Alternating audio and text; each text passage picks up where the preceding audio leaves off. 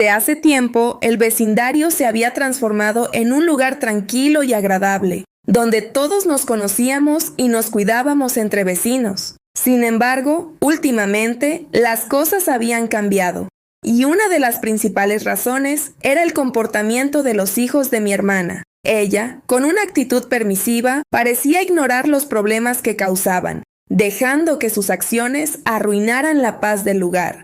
Un día, al llegar del trabajo, noté algo extraño. La puerta de mi cobertizo estaba abierta, y el candado que solía mantenerlo cerrado había sido forzado. Sentí un nudo en el estómago al inspeccionar el lugar y darme cuenta de lo que faltaba. Tenía acumuladas muchas bolsas llenas de latas de refresco que había planeado llevar al centro de reciclaje, ya que era habitual para mí consumir bastante refresco. Sin embargo, además de las latas, faltaban herramientas de jardinería, un machete y un bidón de gasolina. Revisé las cámaras de seguridad que tenía instaladas. Las imágenes no dejaban lugar a dudas. Temprano en la mañana, después de que me había ido al trabajo, mis 3 sobrinos habían entrado al cobertizo usando un martillo para romper la cerradura. Se llevaron las latas y las demás cosas. Llamé a mi hermana para confrontarla, pero tanto ella como su esposo negaron todo inicialmente. Fue solo cuando les mostré las grabaciones que aceptaron lo ocurrido. Su reacción pasó de estar furiosos con sus hijos a buscar excusas para justificar su comportamiento. Pude recuperar las herramientas y el machete, pero el bidón de gasolina estaba vacío y las latas ya habían sido canjeadas. Al exigir explicaciones, me enteré de que el dinero obtenido, casi $200, ya había sido gastado en videojuegos y comida chatarra. Le dejé claro a mi hermana que me debía el dinero de las latas y del candado roto. Sin embargo, lejos de mostrar arrepentimiento, comenzaron a culparme por la situación, alegando que había tentado a sus hijos al tener las latas allí. Les di un ultimátum: o encontraban la forma de pagarme o presentaría cargos ante la policía. Su reacción fue enfurecerse aún más, argumentando que no podían permitírselo debido a sus problemas económicos. A pesar de que entendía su situación, también sabía que esto no podía continuar. Ya me habían robado antes, y fue precisamente por eso que instalé las cámaras. Cuando los llamé al día siguiente para buscar una solución, se negaron a cualquier acuerdo.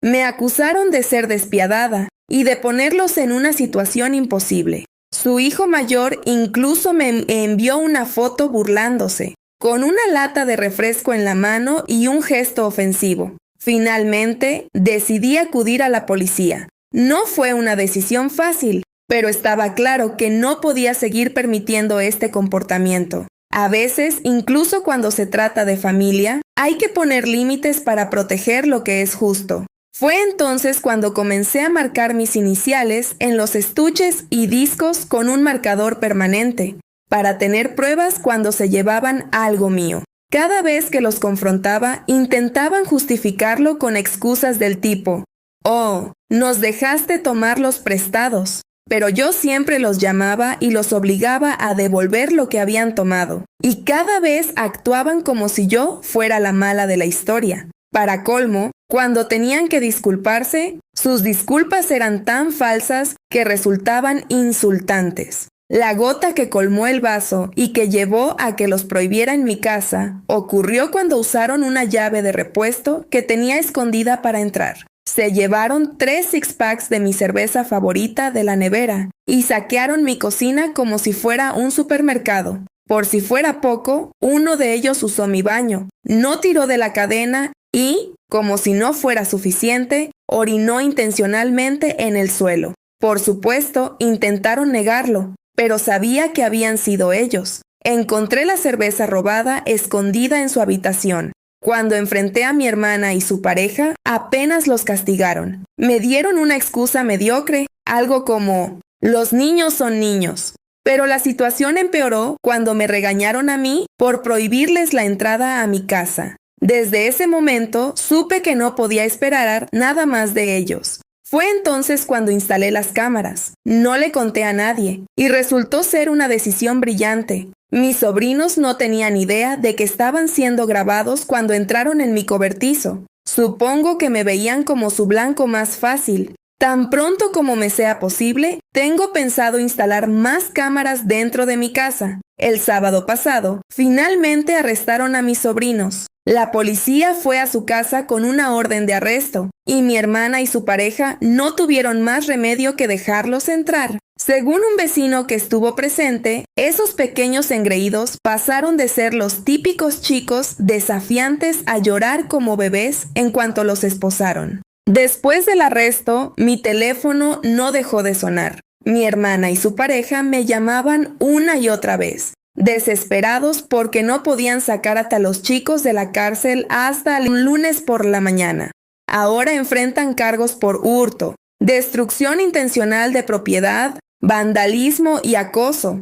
La policía tomó el caso en serio porque ya había habido quejas sobre ellos, aunque nunca se había demostrado nada hasta ahora. En los últimos meses, muchas bolsas de latas habían estado desapareciendo en la zona. Aunque no podía asegurarlo, mis sobrinos eran los sospechosos más probables. Con la noticia de su arresto, esperaba que otros vecinos con cámaras de seguridad aportaran más pruebas. Unos días después, mi hermana y su pareja se presentaron en mi casa. No les abrí la puerta y les dejé claro que todo esto había sucedido por su culpa, porque se negaban a responsabilizar a sus hijos por sus actos. Esto los enfureció y comenzaron a gritar y golpear mi puerta como si eso fuera a cambiar algo.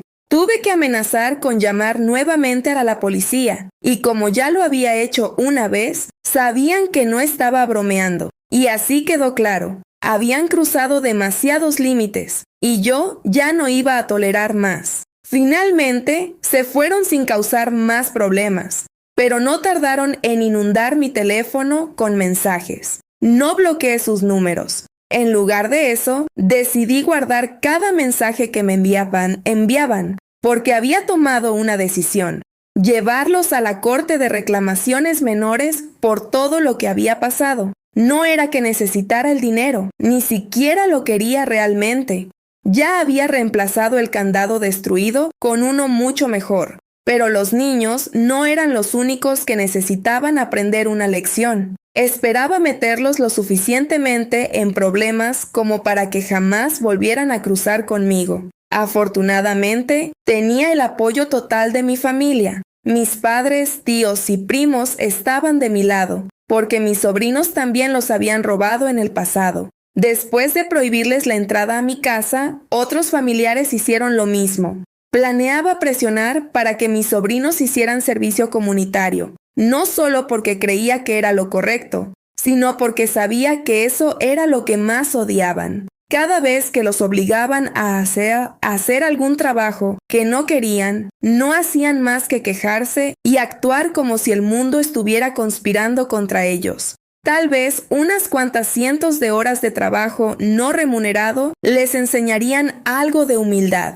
Habían sido mimados demasiado tiempo. La resolución de este asunto, sin embargo, fue sorprendentemente anticlimática. Pensé que mi hermana y su pareja resistirían aún más, pero al final cedieron. Había presentado una demanda contra ellos en la Corte de Reclamaciones Menores por las acciones de sus hijos. Pedí $500.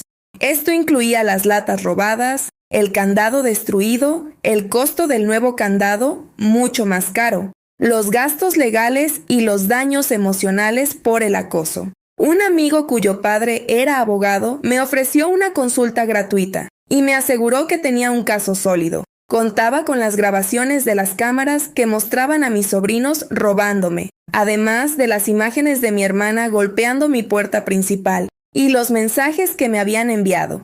Cuando mi hermana y su pareja fueron notificados de la demanda, me llamaron alterados, diciendo que no podía hacerles eso.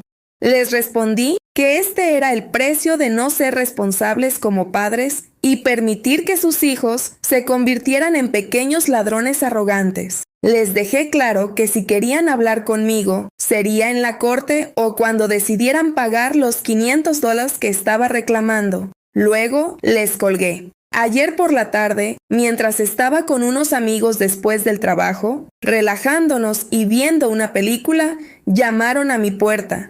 Miré por la ventana y allí estaban ellos, con una expresión extrañamente feliz. Abrí la puerta, pero dejé cerrada la de la pantalla. Les pregunté qué hacían en mi casa y me respondieron que estaban cansados de pelear porque sentían que todo el mundo estaba en su contra. Admitieron que habían cometido un grave error al permitir que la situación llegara tan lejos. Mis amigos estaban parados detrás de mí, observando todo, así que tenía testigos de lo que sucedía. Sin decir mucho más, deslizaron un sobre por la ranura de la puerta. Contenía 500 billetes Dijeron que habían sacado el dinero de una cuenta de ahorros privada. No esperaba esa reacción. Me quedé en silencio por un momento, procesando lo que acababa de pasar. Habían reconocido sus errores, pagado lo que debía, y, por primera vez en mucho tiempo, parecía que entendían el daño que habían causado.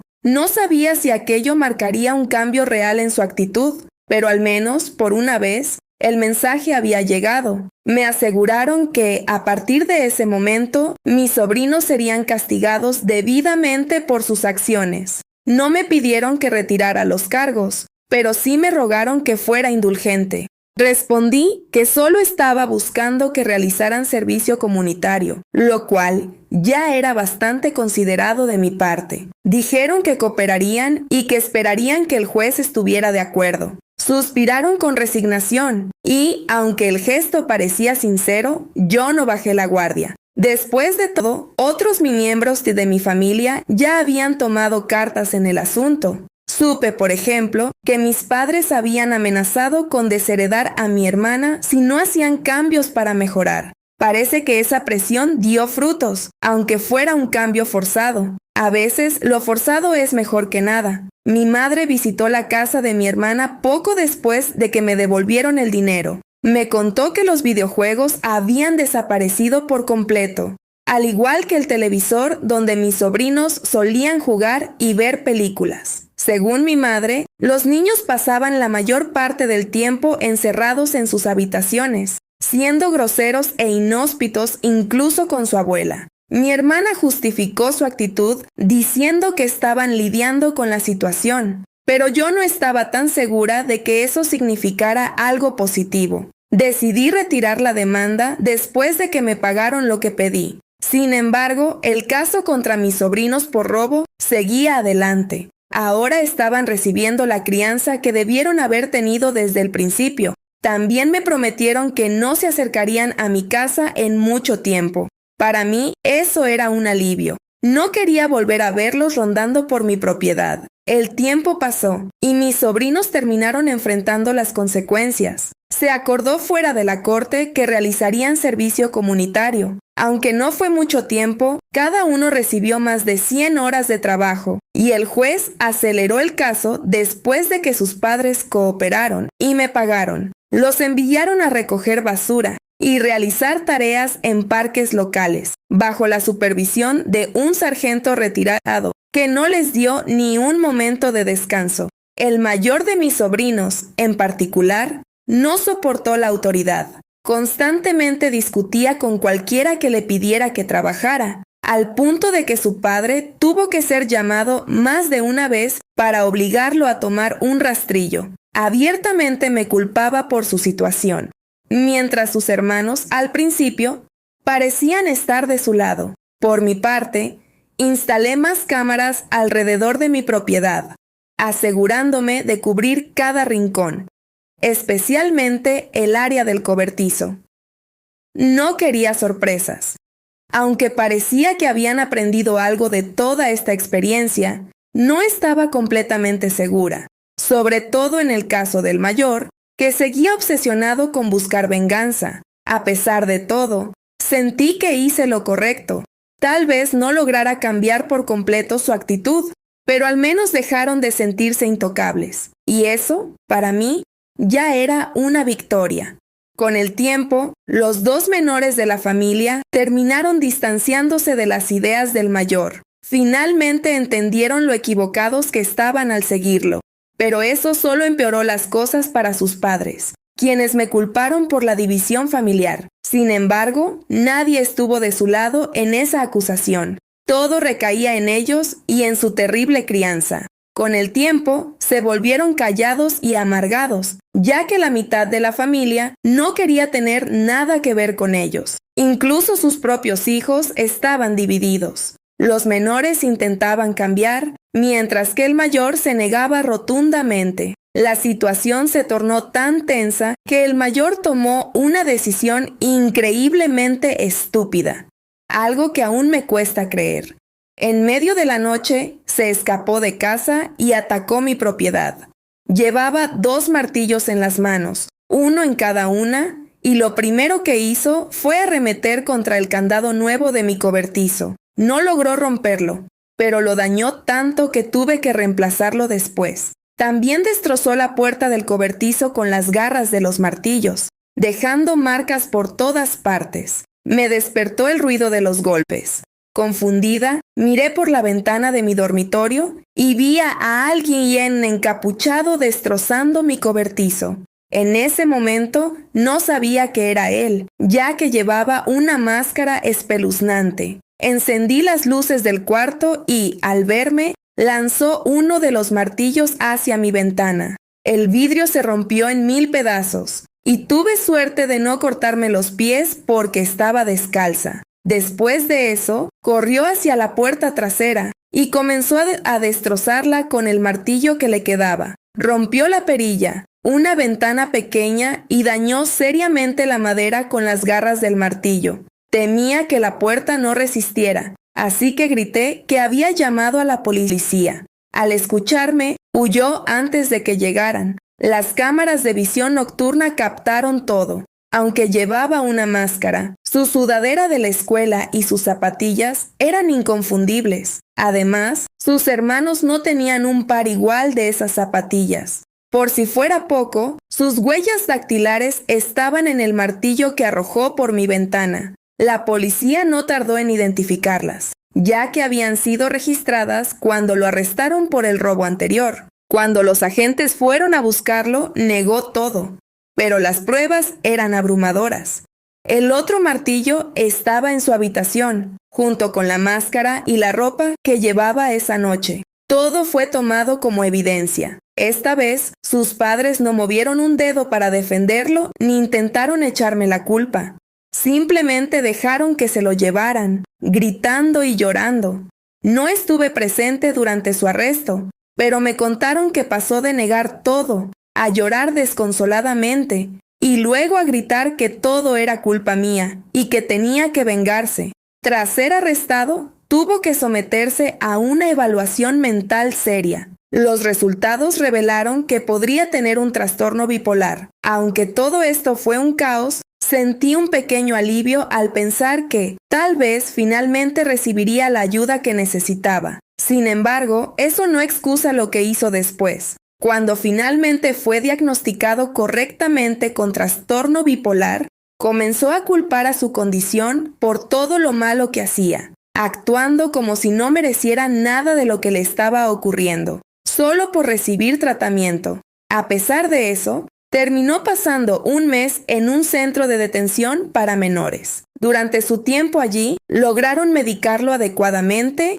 y, para evitar un juicio, se declaró culpable. A cambio, se le ofreció más servicio comunitario, asesoramiento obligatorio y libertad condicional. En esta ocasión, su padre vino a mi casa a reemplazar la ventana y la puerta que había roto. A pesar de estar allí, no me dijo una sola palabra mientras lo hacía. Mis 2 sobrinos menores seguían excluyéndolo de casi todo. Él aún no se había disculpado por atacar mi casa. Además, lamentablemente, repetía un año escolar debido a las malas calificaciones, lo que preocupaba muchísimo a sus padres. En julio, mis sobrinos menores vinieron a disculparse conmigo, por su cuenta. Me dijeron que siempre habían seguido el ejemplo de su hermano, porque él hacía que todo pareciera divertido. Pero al final comprendieron que las consecuencias de sus actos no valían la pena. No querían tener nada que ver con eso y me pidieron si podíamos empezar de nuevo. Les dije que sí, pero que tendrían que ganarse nuevamente mi confianza. Ellos accedieron felizmente. Mi sobrino mayor cumplió 17 años hace unos meses, pero básicamente no recibió nada, ni siquiera un pastel. Fue parte de su castigo por todo lo que había hecho. Lideró a sus hermanos para robarme y luego destruyó la ventana y la puerta de mi casa. Solo puedo imaginar cuánto dinero les ha costado a sus padres en el último año. Entre la demanda que presenté y el costo de reemplazar la puerta y la ventana, les salió más de $1,000. Las puertas y ventanas no son nada baratas. Mientras tanto, mi sobrino menor cumplió años un mes después y recibió una bicicleta de montaña como regalo. Esto molestó muchísimo a su hermano mayor, quien, en un arranque de rabia, cortó las llantas de la bicicleta con un cuchillo de cocina, lo que le causó aún más problemas. Como sé algo de bicicletas, compré nuevas cámaras y llantas, y las cambié. El niño me agradeció mucho por arreglar su bicicleta. La situación empeoró cuando mi sobrino mayor intentó fugarse. Ya no lo consentían más, así que simplemente salió de casa, se subió a su bicicleta con una mochila llena de cosas y se fue. Sus padres lo reportaron rápidamente como desaparecido,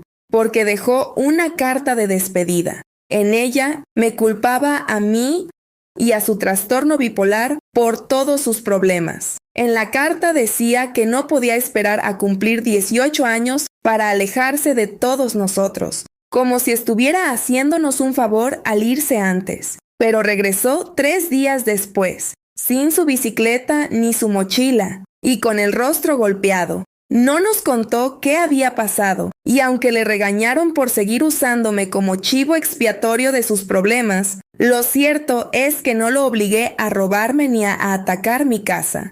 Yo no lo llevé a huir. Todo eso fue su decisión. Estuvo a punto de terminar de nuevo en detención juvenil por fugarse y violar su libertad condicional. De alguna manera, se libró fácilmente. Ahora pasa la mayor parte de sus días encerrado en su habitación, o cuando no está en la escuela haciendo tareas o yendo a consejería. Terminó su servicio comunitario, pero su libertad condicional durará hasta los 18 años. Obtuvo cierta indulgencia por su diagnóstico de bipolaridad, pero eso no lo eximió de las consecuencias. Y créeme, lo intentó de todas las maneras posibles. Desde que le dijeron cuál era su problema, lo convirtió en su excusa para todo.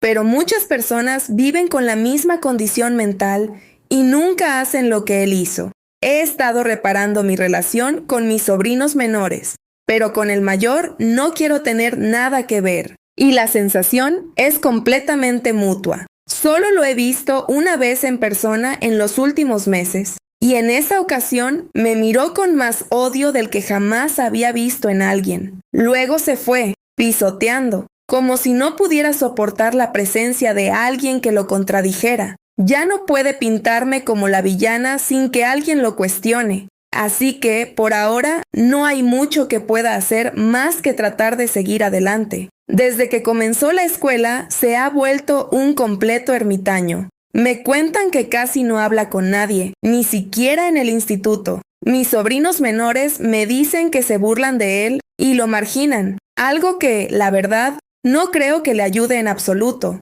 Mi hermana y su pareja tampoco están en los mejores términos conmigo ahora mismo, pero no pueden echarme la culpa. Saben que todo lo que pasó fue responsabilidad de ellos y de su mala crianza. Básicamente los obligué a involucrarse más en la vida de sus hijos, algo que deberían haber hecho desde el principio. Se quejan constantemente de estar agotados por el trabajo y por tener que cuidar de sus hijos, pero eso no es excusa para haber dejado que las cosas llegaran tan lejos. Nuestras conversaciones últimamente son incómodas y forzadas. Ya no vienen a mi casa ni yo a la suya, pero nos vemos en casa de nuestros padres, y ahí nuestra madre exige que nos comportemos como adultos. No tengo problema con eso. Mis sobrinos menores han recuperado la mayoría de sus privilegios. Ahora tienen televisión y videojuegos, pero mi sobrino mayor no tiene acceso a nada de eso. Me dicen que tiene algún tipo de entretenimiento electrónico en su habitación, pero no sé exactamente qué es. Solo sé que pasa la mayor parte del tiempo ahí, a menos que tenga que estar en otro lugar. Mi sobrino mayor tampoco es bienvenido en prácticamente ninguna parte de la familia. Recientemente escuché que mis padres ni siquiera quieren verlo en Acción de Gracias o Navidad este año. Están hartos de su comportamiento y de sus pequeños hurtos. Supongo que puedo entenderlo, pero incluso yo creo que es un poco excesivo. Mi hermana y su pareja también lo creen. Están tan molestos que amenazan con boicotear las festividades si él no puede asistir. Yo realmente no lo aguanto y no lo querría en mi casa tampoco. Así que entiendo la decisión de mis padres. Pero no creo que excluirlo de todo vaya a ayudar a que mejore. La verdad, me temo que le tomará mucho tiempo reconstruir los puentes, si es que se pueden reconstruir. Como están las cosas, tal vez intente fugarse de nuevo una vez que sea mayor de edad, a menos que la última vez lo haya asustado lo suficiente como para no intentarlo otra vez. Pero, con suerte, las cosas mejorarán para él con el tiempo, si no es demasiado tarde para corregir su comportamiento. Aunque no me caiga bien, sigue siendo mi sobrino, y me importa. A pesar de que a veces me siento impotente para hacer algo, lo único que puedo hacer por ahora es mantenerme al margen y ofrecer mi apoyo cuando sea posible. Las cosas no mejoraron de inmediato. Empezaron a mejorar, pero luego volvieron a empeorar. Tomó un tiempo, pero ahora todo está más o menos bien. Mi hermana y su pareja fueron a la casa de los padres de él para Acción de Gracias, en lugar de hacerlo en la casa de mis padres. Mi sobrino mayor no estuvo en su mejor comportamiento allí, pero al menos no causó problemas. Eso fue lo que le dijeron a todos. Mi hermana también tuvo una larga conversación con mis padres sobre cómo excluir a mi sobrino no haría más que empeorar su estado mental en ese momento. Y yo estuve de acuerdo. Sabía que, con la situación como estaba, lo único que sentiría sería odio. Así que mis padres cedieron y lo dejaron ir en Nochebuena. Yo, por supuesto, le compré un regalo, pero también querían hacer algo para ayudarlo a mejorar mentalmente. A principios de diciembre, fui a una tienda de segunda mano y le compré una bicicleta de montaña usada de color verde metálico. Necesitaba un poco de trabajo, pero fue una excelente compra por solo $30. Además, enteré de que, como le habían robado su mochila buena, estaba usando una vieja que le había pertenecido a uno de sus hermanos. Así que, también agarré una mochila usada en la misma tienda, por unos pocos $. Reparé la bicicleta, arreglé la mochila y cuando se las presenté un domingo, parecía completamente sorprendido. También lo incomodó un poco, pero las aceptó con una mirada de agradecimiento y empezó a usarlas de inmediato para ir y venir de la escuela, como lo hacía con su antigua bicicleta y mochila. Mi hermana y su pareja también se sorprendieron bastante de que le diera regalos, mucho menos de que reemplazara las cosas que le habían robado cuando se fugó después de atacar mi casa. Sin embargo, los regalos tuvieron el efecto que esperaba. Ya no era el objeto de su ira. Durante mucho tiempo, había estado buscando cualquier excusa para hacerme parecer la villana que arruinó su vida. Pero no lo soy. La próxima vez que lo vi fue en la fiesta familiar de Nochebuena. Mientras estuvo allí, mi hermana y su pareja lo obligaron a disculparse por volcar toda su ira en mí. Se cernían sobre él como sombras mientras hablaba conmigo y le dijeron que me mirara a los ojos repetidamente. En su disculpa, admitió que no era mi culpa que lo arrestaran. Me provocó, me robó y dañó mi propiedad, y juró que no lo volvería a hacer. Nos estrechamos las manos, y no causó ningún problema en la fiesta en absoluto. Fue como si sus padres no lo dejaran solo en toda la noche. Se movían a su alrededor como sombras, siempre vigilándolo. Hubiera podido estar atado con una correa, si me preguntas, pero aunque fue incómodo, entiendo por qué arriesgarían tanto solo para que pudiera asistir a la Navidad. En Año Nuevo, las cosas tomaron un giro inesperado. Mi sobrino mayor robó una botella de champán de sus padres y, antes de que alguien pudiera detenerlo, se encerró en el baño y se la bebió de un solo trago. Nadie sabía que había estado robando alcohol desde antes de su primer arresto. Aparentemente, había estado guardando una reserva secreta en algún rincón, que se iba agotando poco a poco. No solo lo tomaba para él, sino que también vendió algo a otros chicos del vecindario. Nadie se dio cuenta hasta ese momento, y aunque no se metió en problemas graves, lo enviaron a su habitación por la noche. Su excusa fue que lo robó porque simplemente lo ansiaba y, bueno, era año nuevo. Sus hermanos terminaron confesando sobre el escondite de alcohol. Resultó ser una caja de plástico en el espacio debajo de la casa. Cuando les preguntaron cómo conseguían todo ese alcohol, los dos más pequeños admitieron que seguían el ejemplo de su hermano. Robaban una cerveza a la vez o vaciaban un poco de licor de una botella a otra, poco a poco. Lo peor fue que no solo lo hacían en casa, sino que también se colaban en las casas de otros. Su técnica era simple: buscaban puertas y ventanas sin cerradura, evitaban las casas con perros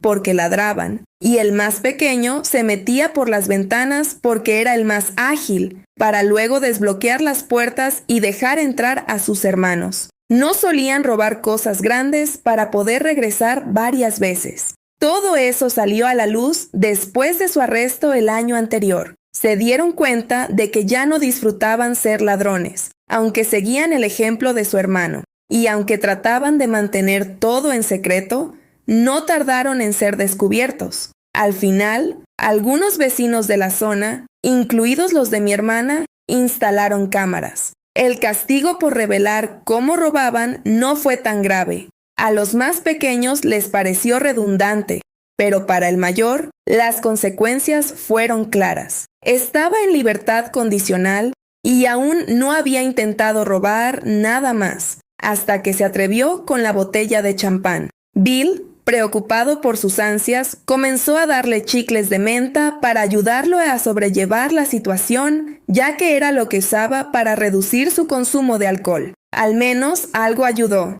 Bill también comenzó a cerrar con llave todo el licor en una nevera con candado en el garaje. Sospechaba que su hijo había intentado entrar en ella una vez. Sin embargo, a pesar de todos estos esfuerzos, las cosas no parecían estar mejorando mucho, hasta que mi sobrino mayor se peleó en la escuela. En febrero me dijeron que no había empezado la pelea, pero otro niño se metió con él. Las cosas se descontrolaron y al final comenzaron a intercambiar golpes. Mi sobrino terminó con los 2 dientes frontales rotos cuando le estrellaron la cara contra un casillero. Como podrás imaginar, hubo una razón detrás de todo esto. Mis sobrinos menores me contaron que antes de ser arrestado, el hermano mayor solía acosar a varios chicos en la escuela. Era el tipo de matón que todos imaginan. Robaba cosas a otros niños, se metía con los más pequeños y débiles, y los golpeaba cuando nadie lo veía. Además, había usado un cuchillo pequeño en más de una ocasión para pinchar las llantas de las bicicletas de sus compañeros. El hermano mayor de uno de los chicos a los que había acosado decidió vengarse. El chico lo dejó malherido, le rompió los 2 dientes frontales y le fracturó la nariz. Tuvo que ser llevado de urgencia al hospital, donde un cirujano oral reparó los dientes y le colocó frenillos especiales para mantenerlos en su lugar. También tuvieron que reajustarle la nariz y lo pusieron en un collarín. El pobre chico no quería que lo viera nadie durante meses. Nadie presentó cargos, aunque lo pregunté muchas veces. Los padres del otro niño pagaron al menos la mitad del costo de los tratamientos dentales y nasales de mi sobrino a través de su seguro, aunque la cobertura de mi hermana era deficiente y no cubría el resto. Ni se molestaron en presentar nada, pues no querían volver hasta la corte. Los padres del otro niño pagaron lo que pagaron para evitar una demanda. Yo también contribuí un poco, devolviendo parte del dinero que me dieron en efectivo cuando los demandé, para ayudar a aliviar el costo. No me dijeron cuánto costó realmente arreglar la nariz y los dientes de mi sobrino, pero después de eso, imagino que ya no les quedaba mucho ahorro. Cuando lo vi, después del incidente, Su rostro estaba destrozado y los dientes frontales sujetos con alambres. Se negó a regresar a la escuela y terminó haciendo todas las lecciones restantes en línea, usando una computadora portátil que la escuela le proporcionó. Me dijeron que el chico que lo golpeó solo recibió una suspensión de 2 semanas. No voy a negar que estuve molesta, pero al mismo tiempo sabía que esto era el resultado de lo que él mismo había hecho. Lo que uno siembra, eventualmente se cosecha. Ahora estamos en verano, y mi sobrino mayor sigue siendo un recluso la mayor parte del tiempo. Solo sale al andar en bicicleta durante 1 o 2 horas. Pero aparte de eso, se queda en su habitación. Mi hermana y su pareja han hablado sobre mudarse más cerca de los padres de él, una vez que termine la aprobación de su hijo. No los culpo, realmente. Prácticamente todo el vecindario los odia ahora, así que están buscando mudarse tan pronto como puedan permitírselo, aunque eso podría llevar otro año. He estado pasando más tiempo con mis 2 sobrinos menores, y sinceramente les va mucho mejor ahora. Son más respetuosos y les han permitido regresar a mi casa. Nada ha desaparecido y disfruto mucho pasar tiempo con ellos, viendo películas y jugando. Se han convertido nuevamente en buenos chicos y están haciendo su mejor esfuerzo para enmendar sus errores. En las raras ocasiones en que veo al sobrino mayor, ya no es tan frío conmigo. Incluso me trajo su bicicleta una vez para que la reparara. Pero ahora es un chico de pocas palabras, casi silencioso y muy estoico. Sé que cuando cumpla 18 años, quiere irse lejos de aquí. Le sugerimos que se meta en una escuela técnica y no está en contra de la idea. He estado tratando de no entrometerme demasiado, como tía, así que eso es todo. Después de todo este tiempo, puede que ya no tenga mucho más que escribir aquí.